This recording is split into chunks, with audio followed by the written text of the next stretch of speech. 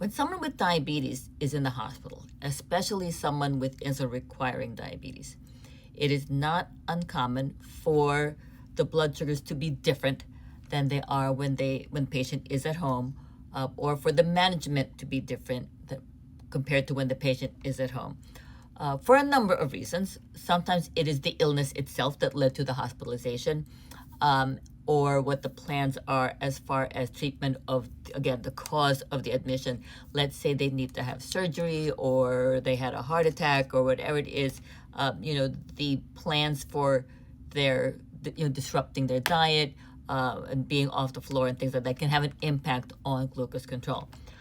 Secondly, the diet is often different when people are in the hospital. Sometimes it's better, carbohydrate-wise. Sometimes it's worse. But sometimes it is the individuals who are taking care of the patient. Sometimes it is the physicians or the other healthcare practitioners who are writing the orders.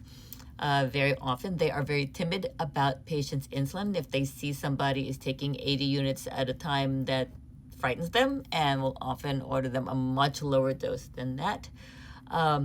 Sometimes it is because the type of insulin that the patient is taking at home is not available in the hospital, and so they need to be on different insulin. For example, it would be rare for the hospital to have U500 insulin on formulary, and if that is what someone is taking as an outpatient, that probably needs to be changed.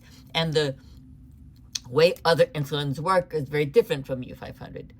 And sometimes it is the implementation of the orders. And ideally, patients should check their blood sugar, then take their insulin, and then eat.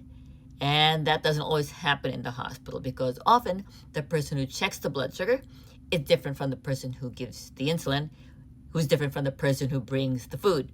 So sometimes the food arrives and the blood sugar hasn't been checked yet, insulin hasn't been given yet.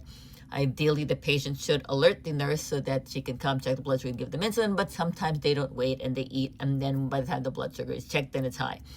And sometimes, nurses are concerned about giving high doses of insulin because they're afraid that the patient will become hypoglycemic, and sometimes, unfortunately, insulin doses are held.